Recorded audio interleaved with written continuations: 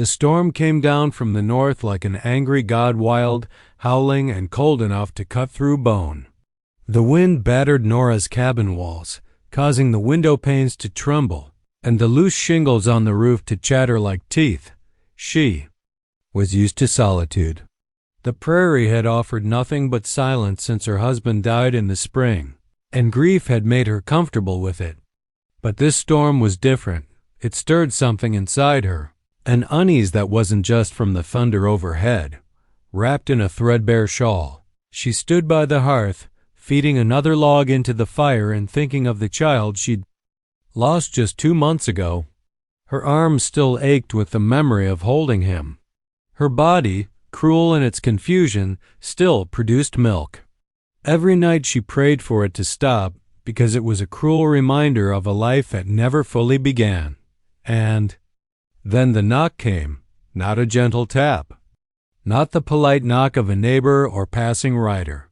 No, this one was heavy, solid, uncertain, and full of hesitation. Like whoever was on the other side didn't want to scare her, but also couldn't afford to wait. Nora's blood ran cold. No one came out here. She lived 5 miles from the nearest trail, and even the ranch hand stayed clear since James had passed. With trembling fingers, she lifted the old shotgun from behind the door and inched toward it. "Who's there?" She called over the wind. No answer. Just the storm. Then another knock, slower this time. And then a sound that cut through her fear more sharply than anything else. A baby's cry. She opened the door. A blast of wind nearly took it off the hinges. But that wasn't what stunned her. It was the giant man who stood just outside the glow of the lantern, light soaked from head to toe, long black hair plastered to his face, his thick deerskin coat drenched and steaming from the cold. His eyes, dark and intense, held no threat, only desperation. In his arms, wrapped in what looked like an old hide, was a baby no more than a few months old, screaming, weak and pale with hunger. He stepped forward slightly, lowering his head, and spoke in a halting voice thick with accent. "Baby, hungry?" Nora stared at the child, her mother's heart breaking all over again. The tiny thing's lips were dry, its cry hoarse. Its limbs twitched like it didn't even have the strength to protest much longer. She dropped the shotgun. "Come in." Quickly. He hesitated for only a second, then stepped inside. The cabin felt instantly smaller with him in it. He was easily over 6 feet tall, broad-shouldered, powerful. But the way he clutched that baby told her something else. This man was not a threat. He was someone clinging to the only thing he had left. Nora closed the door and rushed to the hearth, grabbing a towel and clearing a spot near the fire. "Lay her down there. Get the wet off." The man did as she said. The baby was soaked, shivering despite being swaddled tightly. Its tiny face was scrunched in silent hunger, now too exhausted to even cry properly. Nora's throat closed. Her chest ached. She felt a familiar fullness and knew what needed to be done. I can feed her," she whispered, half to herself. The man looked up sharply. "You have baby?" "Had," her voice cracked. "He died." For a moment, silence. Just the popping fire, the wind outside, and two broken strangers staring at each other in mutual understanding. Nora sat, gently unbuttoning her blouse and pulling the infant to her breast. The moment the baby latched, she gasped, so did the man. A strange, soft sigh escaped his lips as he knelt beside her, watching in wonder as the child finally found relief. "She live," he whispered. "Because of you." Nora swallowed hard. She didn't speak. Tears traced silent lines down her cheeks as she held the child against her heart, the warmth of life returning to both of them in ways neither expected. That night, the storm howled, but inside something tender and powerful was born. Not love. Not yet, but recognition. The beginning of a bond deeper than words could ever speak. And though he hadn't said more than 10 words, Nora sensed something else in the Apache's dark eyes. He hadn't just brought the child to her door. He had brought his heart, the baby. Slept. Her tiny lips still twitched with the instinct to nurse, even in slumber. Her cheeks, earlier pale and sunken, now held a faint rosy glow. Wrapped tightly in a warm blanket beside the hearth, she looked peaceful for the first time, like someone who knew she was safe. Nora didn't move for a long while. Her arms still tingled from the way the baby had clung to her, desperate yet trusting. And her heart, that was the hardest part. It had been numb for so long. But now it beat with a new ache, one that was terrifying and familiar all at once. She glanced at the Apache, still silent, still seated near the door like a sentinel guarding the only good thing in the world. His broad frame was tense, but he no longer looked like a wild thing cornered by grief. Something in his posture had softened, as if the weight of survival had shifted slightly off his shoulders and onto hers. "Do you have a name?" Nora asked, breaking the silence. He looked at her for a moment, studying her like he wasn't sure if she meant him harm. Then he pointed to himself and said, "Dakota." She nodded slowly. "I'm Nora." Dakota repeated it under his breath. "Nora." His voice had weight, not just because it was deep, but because he used it sparingly. Every word was measured, earned. The kind of man who didn't speak unless it mattered. "She yours?" she asked gently, nodding to the sleeping baby. Dakota shook his head. "Not mine. Her mother, my sister." A sister. That made sense. The child looked like him, high cheekbones, deep black hair, skin like copper warmed by sun. Nora swallowed, her voice softening. "And her father?" Dakota's. Jaw clenched. "White soldiers. Burned camp. Took many." He didn't need to finish. The pain in his eyes said everything. A breath caught in Nora's chest. She had heard stories, of course. Ugly ones. Of raids and retaliation, of soldiers cleansing villages. She didn't know what was true and what was twisted, but looking at Dakota now, she saw a man broken by loss and held together only by duty. "You've been on the run?" She guessed. He nodded. "No food, no milk, no mother, baby cry, no stop, no choice." She realized then just how far he must have come through cold nights, danger, hunger guided by nothing but desperation. And he had come here to her because somewhere deep down, he still believed there might be kindness in this world. "You did the right thing," she said softly. Dakota looked surprised. "White people, they no help me. I'm not most people." She didn't say it with pride, just truth. Nora had been on the other side of pain, too.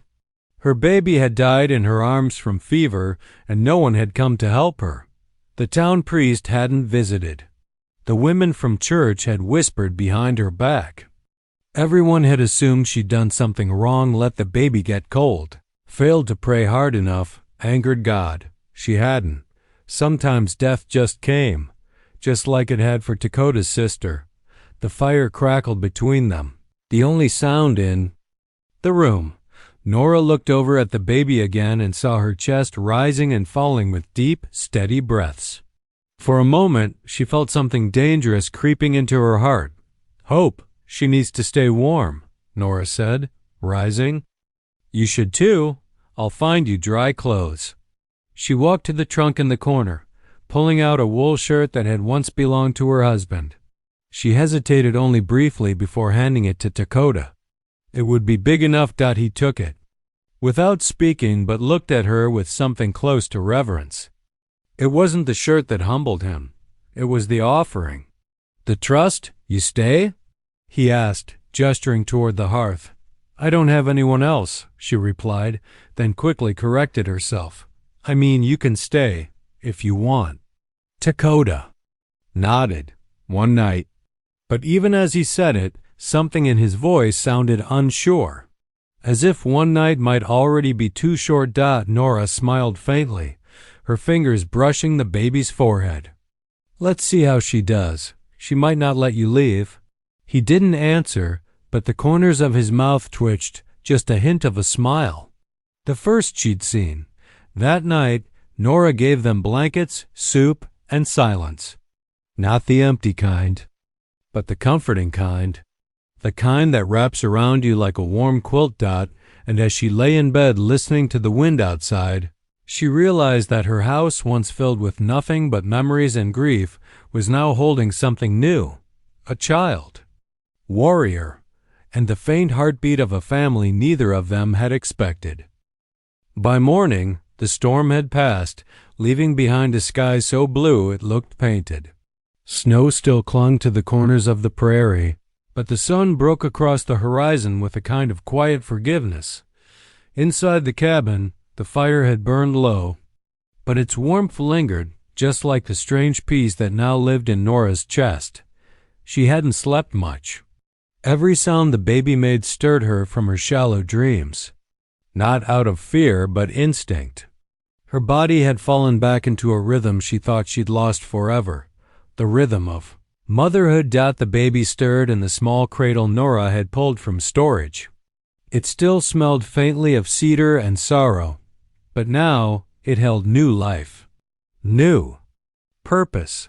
She knelt beside it and ran her fingers gently over the baby's cheek. "She's stronger already," she whispered to herself. Behind her, the floorboards creaked. She turned to see Dakota watching from across the room. He had slept on the floor near the hearth, a blanket wrapped around his shoulders. His eyes were alert, but not hostile, just watchful, as if he were still trying to believe this was real. "You didn't sleep much," Nora said softly. He shrugged. "Didn't need to. I watched her breathe." Nora blinked, surprised by the tenderness in his voice. It wasn't the words, it was how he said them. As if every breath the baby took gave him another reason to live. "She looks like you," she said, tilting her head. Dakota raised a brow. "She not mine." "No," Nora replied. "But she's yours now, isn't she?" For a long moment he didn't speak. Then he stepped closer, crouched beside the cradle, and reached a hand toward the sleeping infant. He didn't touch her, just hovered, as if still unsure he deserved to. "My sister." "She screamed when the soldiers came," he said, voice low. Held the baby under her shawl. "I told her to run. I fought. When I returned, they were gone. The camp burned. I found the baby near the ashes." Nora's heart clenched. She saved her child. With her last breath. He nodded. "And now, I carry it." There was no bitterness in his voice, no anger, only resolve. It struck Nora deeply how many men would run from such a burden. But Dakota had chosen to carry life out of the ashes of death, just like she had tried to, and failed. Until now, she wouldn't have survived without you, she said quietly. Dakota met her gaze. No, she wouldn't have survived without you. The words caught her off guard. Her throat tightened and she turned quickly toward the stove to hide the sudden rush of emotion. "You hungry?" she asked, forcing herself to move. Dakota didn't answer right away, but she heard the soft grunt of assent as he stepped away. From the cradle, Nora made cornbread and stew, using the last of her root vegetables and dried venison. She wasn't rich. Far from it. But she still had enough to feed someone who'd walk through fire for a child. That had to count for something. They ate in silence at the small table. She passed him a cup of coffee, unsure if he drank it. He took it carefully, sipping like it might burn or surprise him. Then, out of nowhere, he asked, "Why you help me?" Nora didn't expect the question. She set her spoon down and looked out the window. "Because once I needed help," she said, "and no one came. He waited. My son died," she whispered. "Fever. It took him fast. I sat by his side for 2 days while he burned up in my arms. I begged God, the neighbors, anyone, but nobody came." Dakota said nothing, but she felt his eyes on her, steady and full of unspoken understanding. Guess I saw her little face, and I couldn't let another child die in my arms. Not again. Dakota bowed his head. You are strong. Nora gave a bitter smile. I didn't feel strong. I felt hollow. He looked at her then, with a softness that cut through her defenses. You gave life, that is strongest thing. The words were simple, but they landed hard. No one had said anything kind to her in months. Not since the funeral. Not since the whispers in town started about the woman who couldn't even keep her baby alive. She turned her face to the fire to hide her tears. Not out of shame, but because for the first time they weren't tears of loss. They were something else. Something like healing. Outside, the sun melted patches of snow. The prairie breathed again, and inside that cabin, for the first time in a long while, Nora and Dakota weren't just surviving. They were beginning to live again. That evening, Nora stood by the window, watching the last light of day slip behind the hills. The prairie looked like it always did, vast, cold, quiet. But inside the cabin, things had changed. The baby's soft breathing filled the air. The crackling fire added a sense of calm. And the presence of Dakota solid and wordless grounded. Her in a strange new way. He'd spent the day repairing the broken fence posts out front. She hadn't asked him to. But just after breakfast, he walked out without a word, picked up her husband's old tools, and started working. As if fixing her fence was the most natural thing in the world. Now, he sat near the fire, sharpening a blade with steady hands, his eyes flickering up to the cradle every few moments. She needs a name, Nora said softly, still watching the horizon. Dakota looked up. She has one. Oh? He nodded slowly. Her mother called her Ayesha. Means little one or new. Nora smiled, tasting the word in her mouth. Ayesha. It suited her. This tiny life had brought two broken souls together. A new beginning. She's lucky you didn't leave her, Nora said, turning to him.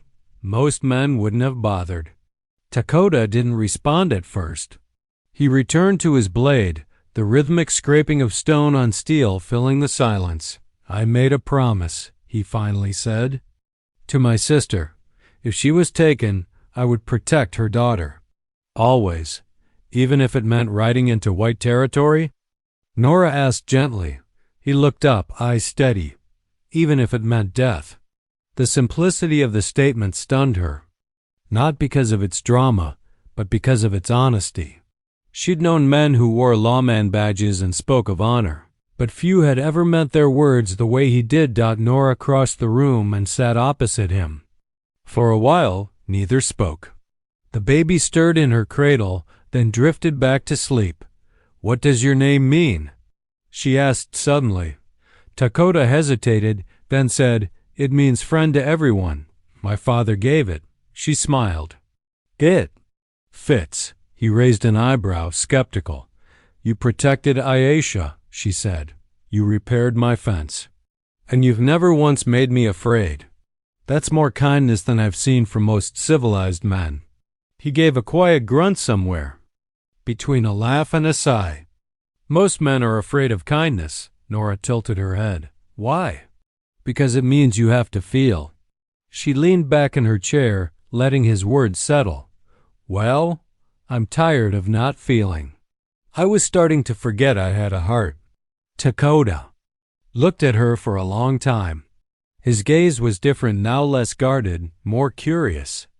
As if he was seeing her not just as someone who helped, but someone he wanted to understand. You have heart, he said softly. Big one, she laughed, a warm sound that surprised even herself. Tell that to the women in town. They think I've gone mad for letting you stay. He tensed slightly. They saw me? No, not yet. But word travels fast out here. If someone rode by or spotted footprints. He stood slowly, muscles tightening. I will go. No, she stood. Two, blocking his way without touching him. That's not what I meant. I'm not afraid of them. Let them whisper. Dakota's jaw shifted, conflicted. They could hurt you. Blame you. They already did, she said simply. When my baby died, I became the outcast. Women crossed the street. Men stopped tipping their hats. I was the cursed widow with the cursed house. Let them talk. He stared at her, truly stared, like he was seeing the fire inside her for the first time. You are not cursed, he said with sudden force. She looked away, voice softening. Then maybe you're the first one to believe that. Dakota reached into the pouch by his belt and pulled out a small bundle. Inside was a smooth river stone, etched with a simple symbol, 2 lines crossing beneath a crescent. He offered it to her. What is it? She asked, holding it in her palm. From my people. It means protection, safe ground. Nora blinked, her throat tightening. You're giving this to me? He nodded. Because this is the first place I've felt safe since the fire. She wrapped her fingers around the stone. It was warm, solid, real like the moment itself. Outside, the prairie winds howled again. But inside, Nora stood holding something she never thought she'd have again. A promise, unspoken, uncheckable, and deeply human. The prairie never stayed quiet for long. 3 days had passed since Dakota first appeared at Nora's door with a pierce bundled in his arms. In that time, the child had grown stronger, her cheeks fuller, her cries softer. She had even smiled just once in her sleep, and Nora had nearly wept at the sight. Dakota had made himself useful, never asking and never boasting. He chopped wood, repaired the cabin's leaky roof, hauled water from the well, and even cleaned out the old barn where Nora's late husband had once kept horses. She hadn't asked him to do any of it, but it all reminded her of something she hadn't felt in a long time, being seen. Still, good things have a way of drawing attention. That morning, as Nora hung linens to dry outside, she noticed a single set of fresh boot tracks leading up to the edge of her property. They weren't Dakota's. These were narrow, pointed, the kind made by polished town shoes, not worn-out moccasins or prairie boots. Her heart dropped into her stomach. By afternoon, the silence was shattered. A heavy knock came at the cabin door, this time not cautious, but loud, entitled. Dakota instinctively reached for his knife and moved to stand near the hearth, partially blocking Ayesha's cradle. Nora nodded at him, signaling to stay calm, then opened the door. There stood William Cruz, a rancher from town. Tall, sun-reddened, and smug as ever. He'd courted her once, shortly after her husband died, but not with any real kindness. Just possessiveness, veiled in politeness. Afternoon, Nora, he said with a half-smile. Heard you had company out here. I have a baby in the house, she replied coldly. Speak your mind or be gone. His eyes slid past her into the cabin, and then they narrowed. What the hell is that doing in your home? She didn't have to turn around to know what he was looking at. That is a child, she said firmly. A hungry orphan baby who nearly died in the cold. Now she's safe. And he? William jerked his chin toward Dakota, who stood silently behind her, tall and unmoving. He's the one who brought her here and helped save her life. William spat on the ground. You always were a bit soft in the head. I should have known when you turned down my offer. But this? Bringing a savage into your home? Raising one of their brats like it's your own? Nora stepped outside and slammed the door behind her. Say what you came to say, William, then go. He scowled, stepping closer. You think the town won't hear about this? That Sheriff Mullins will let this stand? You're harboring an Apache. One of them burned down a ranch not 2 months ago. And what if I said white men burned down his camp? Nora snapped. And that he rescued a baby, risked his life to bring her to safety, and asked for nothing in return? William's lip curled. You really think they'll believe his word over ours? No, Nora said, her voice steady. But they'll. Think twice before stepping foot on my land again. He reached for her arm, gripping it tightly. You're playing a dangerous game, Nora. These people. That's when the cabin door creaked open behind her. Dakota stood in the doorway, his face a mask of stillness. Not threatening, not angry, just controlled. But his presence was enough. William let go of her arm immediately and took a step back. His eyes flicked to Dakota's blade and then to the scar that ran across his collarbone. He was calculating, and Nora could see it. Don't say I didn't warn you, he said. You'll regret this. She didn't flinch. Then let me. Do it on my own land with my own hands. He turned on his heel and left, the crunch of his boots on frozen dirt the only sound until the wind picked up again. Nora turned to Dakota, her breath shaking. They'll come back. Maybe with more men, maybe worse. Dakota's eyes didn't waver. Then I'll stay. She searched his face. Not because you owe me. Not because of Ayesha, but because you want to. He gave a single nod. I want to. Nora looked down. At her hand where William had grabbed her. It already bore faint red marks, Dakota noticed. He stepped forward and without a word took her hand in his. His touch was warm, protective. She didn't pull away. Outside. The sun faded into dusk. Inside, the baby stirred, her soft cry reminding them both what this was all about. Not fear. Not anger, but the right to love and protect. And begin again. Together. The cabin didn't sleep that night. Nora lay awake in bed, her eyes fixed on the low flicker of the dying fire, her ears tuned to every creak of wood and gust of wind. The moment William left earlier that day, she'd known it was only the beginning. A man like him didn't threaten without follow-through. Ayesha slept peacefully in her cradle, unaware of the tension thick in the air. Dakota had pulled his bedroll. Near the door, not to rest, just to wait. He sharpened his blade in long, slow strokes, his face expressionless. But Nora could tell he wasn't just preparing to defend them. He was preparing to die for them, if it came to that. Dakota, she whispered. He didn't look up. You should sleep. I can't. I keep thinking. If you hadn't come. That night, her throat tightened. He paused, the knife resting in his hand. You saved her. We both did. He nodded once, eyes glinting in the firelight. Then we both protect. The silence between them said what words couldn't. Whatever came next, they would face it together. The knock came just before dawn. It wasn't hesitant like Dakota's had been days ago. It was loud, aggressive. And not alone. Nora leapt from bed, already dressed. She saw Dakota rise in one motion, calm but ready, blade in hand.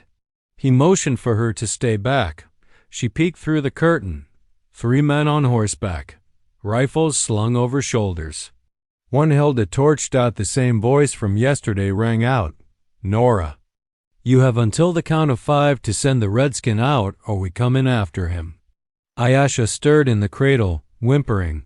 Nora's heart pounded, not from fear but rage. She stepped forward, but Dakota caught her wrist gently. No. I won't let them. He looked at her, steady and calm. Let me stop them. You protect her. Outside, William began to count. 1. Dakota pulled open the cabin door and stepped out alone. The freezing wind whipped through his long hair and tugged at his coat, but he stood tall, bare-chested. Proud and silent. William raised his rifle. You're brave. I'll give you that. But it ends here. I came with baby, Dakota said evenly. Not war. Too late, snarled one of the other men. We ain't taking chances. One less Apache's a good day. William lifted his hand to signal the others, and then the gunshot rang out. But it wasn't from William. It was from Nora's shotgun, fired high into the air from behind the doorframe. Next shot won't be a warning. She yelled, stepping out beside Dakota, her eyes blazing. William's face twisted in disbelief. You serious, Nora? She's just a baby. This man hasn't hurt anyone. You come back here with guns, and you're not lawyer cowards. Another man raised his weapon, but then hesitated when he saw the fire in her eyes. Maybe it was the fact that she wasn't trembling. Or maybe it was the realization that Nora Davis, the quiet widow on the edge of town, wasn't going to back. Down! She's defending a savage, William barked. She's lost her mind. I lost my baby, Nora shouted, voice cracking. I know what death looks like. I lived with it. But I'm not going to lose her, and I'm sure as hell. Not letting you take the man who saved her. For a moment, there was only the sound of horses shifting and wind brushing the snow. Then one of the men, an older one, turned his horse around. She's right, he muttered. This ain't justice. Another followed. William stared, jaw clenched. You run with him, Nora. You'll never be welcome again. I stopped being welcome the day I stopped being your business. She spat. William spat into the snow. Hatred in his eyes, but he knew when he'd lost. Enjoy your exile, he hissed, and turned his horse with a yank. The three men vanished into the early morning mist. Inside. The fire roared again, and Nora's hands trembled as she loaded another shell. Dakota stood in the doorway, watching her. You didn't have to do that, he said softly. Yes, I did, she replied. Because I'd rather be cast out with you than live among people who fear a man for the color of his skin, but not for the emptiness of their hearts. He stepped closer, his voice low. You are different. She gave a tired smile. So are you. The baby let out a soft whimper, then fell back asleep. Dakota looked at her for a long moment. I will protect you, always. Nora didn't speak. She stepped forward, took his hand, and didn't let go. The morning after the standoff, the cabin was wrapped in stillness, not the heavy silence of fear, but the fragile quiet of survival. Nora moved slowly, her body sore from tension and lack of sleep. She checked the window more times than she cared to admit, half expecting William to return. But the horizon remained empty. Inside, Dakota was carving something from wood, delicate, focused, and patient. It surprised her how steady his hands were, considering what he'd faced just hours ago. He hadn't said much since they sent the men away, but his presence filled every corner of the room. Calm, watchful, loyal, Ayesha stirred in her cradle. Near the fire, her tiny fists waved and her lips smacked softly as she searched for food. She's waking, Nora said, stepping toward her. Dakota glanced up from his carving. She's strong now, Nora smiled, because she feels safe. She bent down, lifted the baby into her arms, and guided her to nurse. The little one latched eagerly, as if she hadn't eaten in days. Nora cradled her gently, rocking slightly, whispering little nothings in a voice she didn't know she still had. Dakota watched quietly, but his eyes shimmered with something soft and wordless reverence. She remembers your scent, he said. She remembers love, Nora answered after feeding. Nora lifted Ayesha to her shoulder, gently patting her back. The baby burped with a satisfied grunt, then let out a tiny coo. And then, just for a moment, her eyes fluttered open and locked on Nora's and smiled. Not a reflex. Not gas. A real, unmistakable, joy-filled smile. Nora gasped, covering her mouth. Dakota, she smiled. She really smiled. He stood and came beside her, watching the baby's tiny face with astonishment.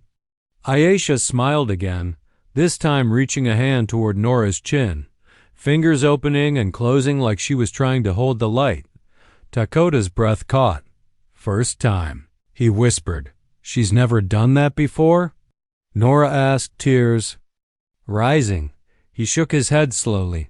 Not once. Nora sat down, her legs weak beneath her.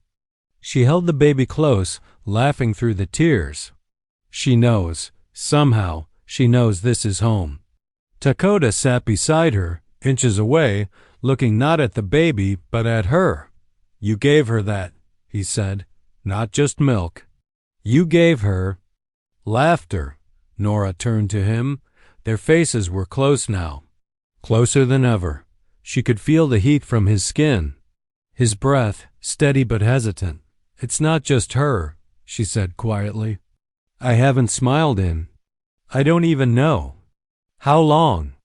He reached toward her face, hesitating, then brushed a strand of hair from her cheek with gentle fingers. You should smile every day. She held his gaze, and for a moment, the world outside didn't exist. No angry townsfolk. No whispers. No past. Just this man, this child. This fragile, blooming hope. But then Ayesha let out a delighted squeal, snapping them both from the moment. She waved her arms in a clumsy, happy dance, as if urging them to keep going. To not be afraid. Nora laughed, kissing the baby's forehead. I think she approves of you. Dakota smirked faintly. Maybe she approve of us. Nora's breath caught, not from fear, but from the sudden clarity of it all. They weren't just surviving anymore. They were beginning something.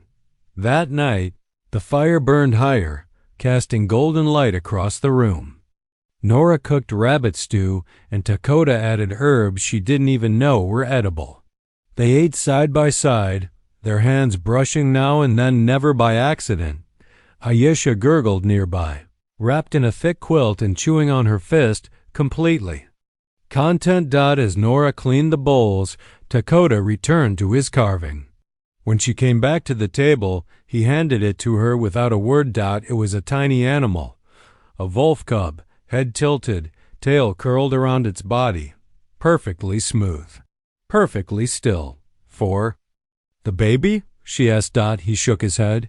For you. She blinked. Wolves lose family, he explained. But they do not die alone. They find new pack. Nora's hand closed gently around the carving. I'm your pack now? She whispered. He met her eyes. You are my heart now. The next morning, Nora found Dakota outside before sunrise. His broad back moved steadily as he drove a post into the frozen ground with clean, rhythmic swings. The thud of wood into earth echoed across the field. She blinked, stepping onto the porch in her shawl. You're up early. He turned, sweat already on his brow despite the cold. Fence was broken. I hadn't noticed. I did, he said. You keep animals out. Keep babies safe, her heart stuttered. It wasn't just about wood and nails. He wasn't repairing a fence. He was securing a life with her. She watched him a moment longer, then stepped down to join him. You don't have to do this. I know, but you are. Dakota sank another post into place. Apache. Man builds for who he loves. Her cheeks flushed. She looked away, unsure what to say. No one had ever done something so simple and yet so deeply meaningful for her. Her late husband had built many things, but never for her. Never out of love. She swallowed the lump in her throat. Let me help. By midday, they worked in easy rhythm. Nora handed him stakes, tied wire, and helped lift the rails. At one point, Ayesha giggled from her spot in the quilted sling on Nora's chest, her small hands grasping at the winter sun. She loves being outside, Nora said. Adjusting the sling, she will grow strong. Like her mother, Dakota said. Nora froze.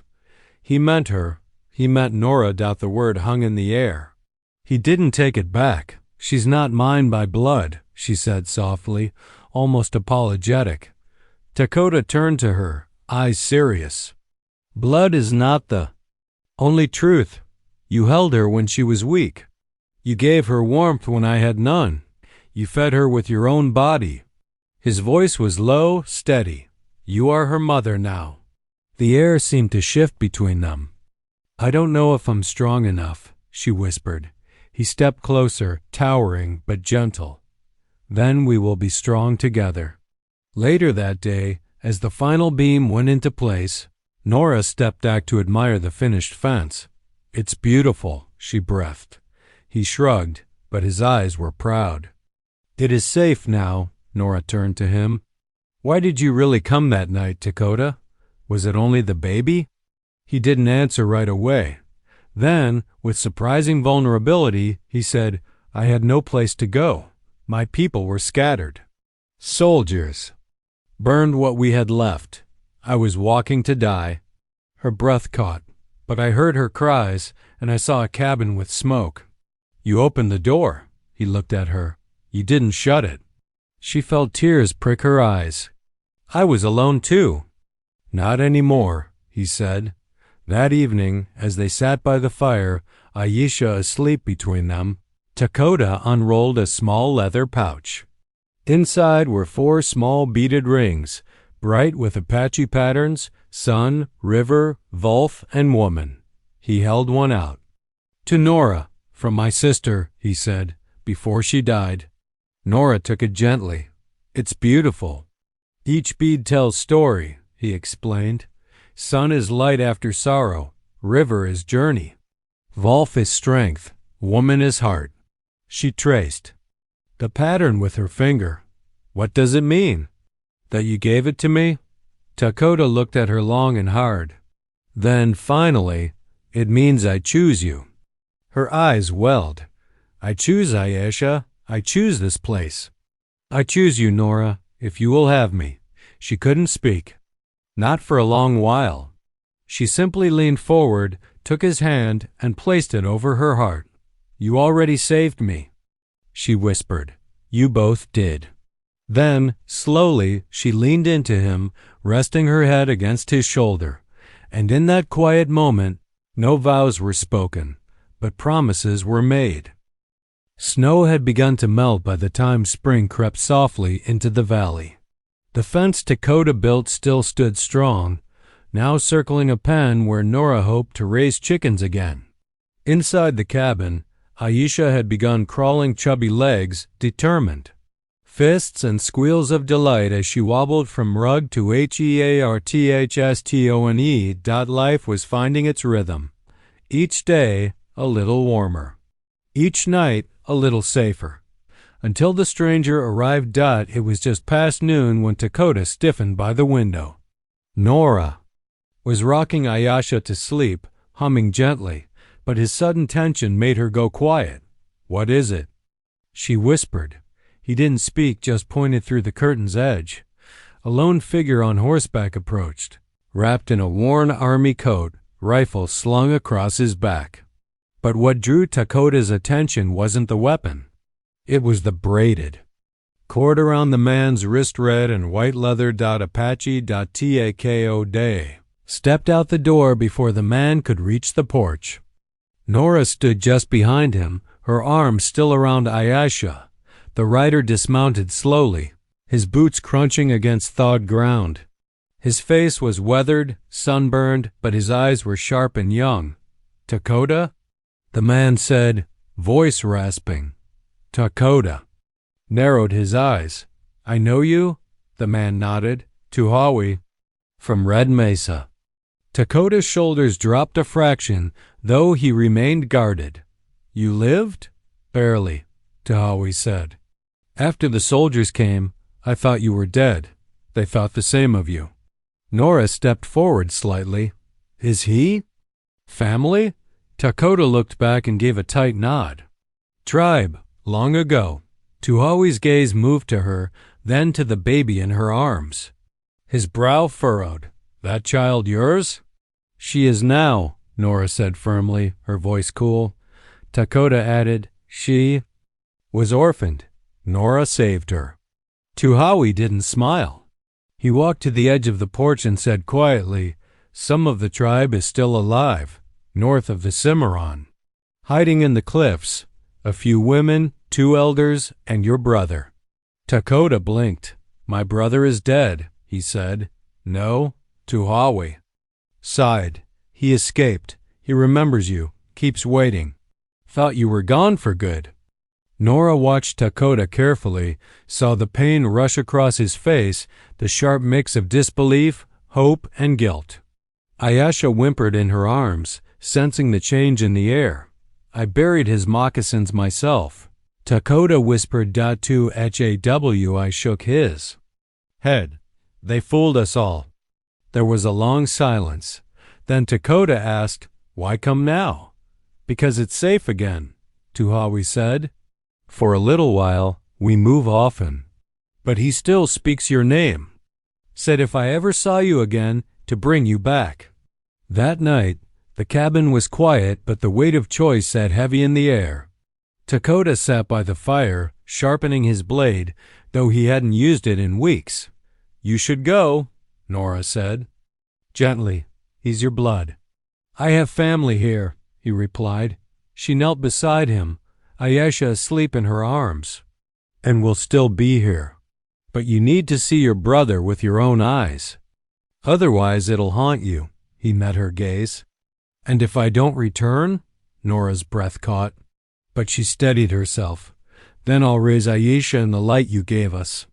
I'll tell her you were strong, that you came from warriors." "That she is too." Dakota cupped her face in his hand. "You are more than strong. You are the reason I still breathe." She kissed his palm. "Then breathe again. Come back to us." At dawn, he saddled a horse and packed lightly. Tuhawi waited at the trail's edge. Nora stood with Ayesha wrapped tightly to her chest. "I'll return before the moon is full," Dakota promised. He leaned down and kissed Ayesha's forehead, then Nora's lips. "Keep her warm. Keep yourself safe." "I will," she whispered. He mounted the horse and rode into the hills. Nora stood long after he vanished from view, her hand still outstretched. He was part of her now, so no matter how far he went, he carried her with him. And she, him. The nights were the hardest. Each time the wind scraped against the cabin windows, Nora stirred from sleep, heart leaping with hope. And every time it wasn't him.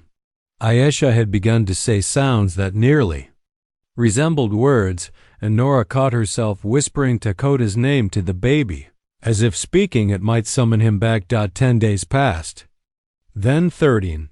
On the 10th morning, Nora didn't wait by the window. She fed Ayesha, swept the hearth, and focused on the ordinary.